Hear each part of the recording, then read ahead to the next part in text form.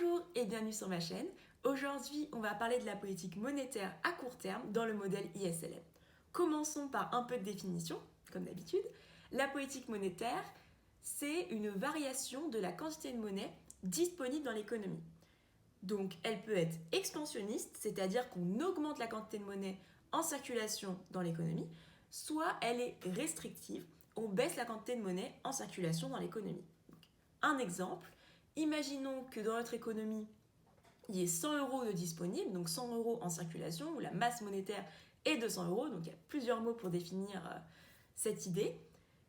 On peut décider que 100 euros, c'est pas suffisant et dire « Ok, je ne veux plus 100 euros de monnaie en circulation dans mon économie, je pense que mon économie se porterait mieux avec 200 euros en circulation. » Et ça, c'est un cas de politique monétaire expansionniste. On augmente la quantité de monnaie en circulation dans l'économie. Donc ça, c'est pour la définition. Maintenant, si on passe au modèle ISLM, en fait, cette politique monétaire expansionniste consiste en un choc sur l'offre de monnaie qui fait partie de la courbe LM. Donc LM, je rappelle, c'est l'ensemble des couples taux d'intérêt revenus qui assurent l'équilibre sur le marché de la monnaie, donc qui égalise en fait offre de monnaie et demande de monnaie. Et cette politique monétaire consiste en un choc sur l'offre de monnaie. D'accord ? Donc là, petit point, souvent j'ai des élèves qui ne savent pas très bien si la politique monétaire, c'est un choc sur l'offre de monnaie ou la demande de monnaie. Donc premièrement, l'offre de monnaie dans LM, c'est la masse monétaire, c'est la quantité de monnaie en circulation.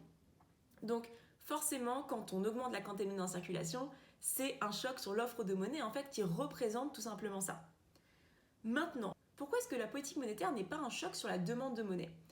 Déjà, première chose, la demande de monnaie, c'est une fonction, d'accord ? C'est une fonction qui dépend du revenu et du taux d'intérêt, qui sont, je rappelle, dans notre économie, ce qu'on appelle les variables endogènes, ou nos variables d'intérêt.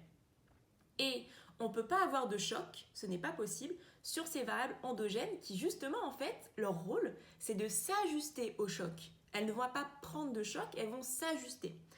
Et on ne peut pas avoir de choc sur ces variables. Or, la demande de monnaie est une combinaison, une fonction du revenu et du taux d'intérêt. Donc, sauf si je rajoute une variable exogène dans la demande de monnaie, je ne peux pas avoir de choc sur cette demande de monnaie en réalité. Et deuxièmement, la demande de monnaie, c'est pas la banque centrale. La demande de monnaie, c'est les agents économiques. La demande de monnaie, ça répond au motif de transaction, au motif de spéculation qui vient des agents économiques de notre économie. Logique. Et ce n'est pas la banque centrale, c'est vraiment les consommateurs pour des besoins de consommation. Donc, c'est vraiment deux choses différentes. J'espère que c'est clair pour vous maintenant pourquoi la politique monétaire, c'est bel et bien un choc sur l'offre de monnaie et pas sur la demande de monnaie qui, de toute façon, représente autre chose. Ce n'est pas la masse monétaire, ce n'est pas la quantité de monnaie en circulation dans l'économie.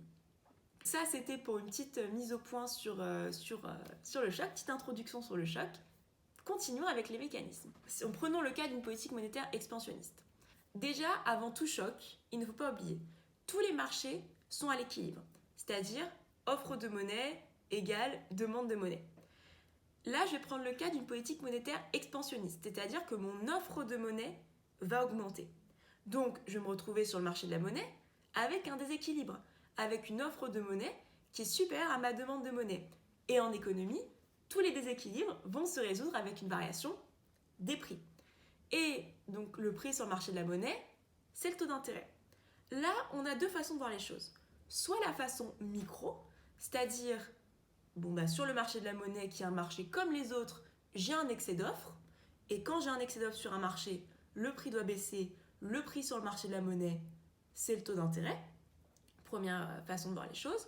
Deuxième façon de voir les choses, c'est en se disant « Ok, je sais que j'ai un arbitrage entre mes titres et ma demande de monnaie. » Donc là, en l'occurrence, j'ai un excès d'offre de monnaie. Ça veut dire que j'ai pas assez de demande de monnaie. Or, si j'ai pas assez de demande de monnaie, comme j'ai un arbitrage entre monnaie et titre, ça veut dire que j'ai trop de demandes de titres. Donc, il faudrait idéalement, pour revenir à offre de monnaie égale demande de monnaie, il faudrait que ma demande de titre diminue pour que ma demande de monnaie augmente en fait et rejoigne mon offre de monnaie. Et donc, pour que ma demande de titre diminue, il faut que le taux d'intérêt diminue parce que le taux d'intérêt, c'est la rémunération des titres. Et si les titres sont moins attractifs, il y aura moins de demandes de titres et plus de demandes de monnaie. Si vous avez des questions sur cet arbitrage entre monnaie et titre, n'hésitez pas à revenir sur ma vidéo sur la courbe LM. Donc ça, c'est pour la variation du prix. Donc je reprends. On a un excès d'offre de monnaie créé par le choc. Pour rétablir ce déséquilibre, pour rétablir l'équilibre, il faut que le taux d'intérêt diminue et ça va stimuler l'investissement puisque l'emprunt va être moins cher, donc les entreprises vont pouvoir emprunter et investir. Or, l'investissement, c'est une composante de la demande globale, donc la demande va augmenter.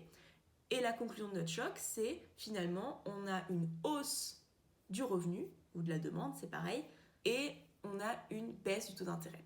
Donc ça, c'est ce qui se passe pour la politique monétaire. Alors, petite chose que je voulais aussi dire, c'est souvent mes élèves me posent la question, mais quand est-ce que je m'arrête dans le mécanisme ? Où est-ce que je m'arrête ? En fait, à court terme, il y a deux variables qu'il faut que vous expliquiez à tout prix, peu importe le choc. Le revenu et le taux d'intérêt. Ce sont vos variables endogènes, variables d'intérêt, et vous devez les expliquer. Donc, tant que vous n'avez pas expliqué ces deux variables, vous ne vous arrêtez pas. En l'occurrence, quand on avait fait varier R, on n'avait pas encore expliqué le revenu. Donc, il fallait qu'on continue le mécanisme pour expliquer le taux d'intérêt et le revenu. J'espère que c'est clair. Donc, à court terme, n'oubliez pas, pour le mécanisme, il faut expliquer revenu et taux d'intérêt. Tant que vous n'avez pas expliqué les deux, peu importe l'ordre, tant que vous n'avez pas expliqué les deux, vous ne vous arrêtez pas. Le mécanisme n'est pas fini. Donc ça, c'est pour la partie mécanisme de ce choc. Maintenant, pour la partie graphique, on est à court terme. Très bien. Donc, à court terme, on ne représente que le choc. C'est un choc sur la courbe LM. Donc, LM va se déplacer vers la droite puisque la masse monétaire augmente. Donc, on déplace LM vers la droite. Et on voit bien que quand on déplace LM vers la droite, on va avoir une baisse du taux d'intérêt et une hausse du revenu, ce qui correspond parfaitement au mécanisme qu'on a vu précédemment.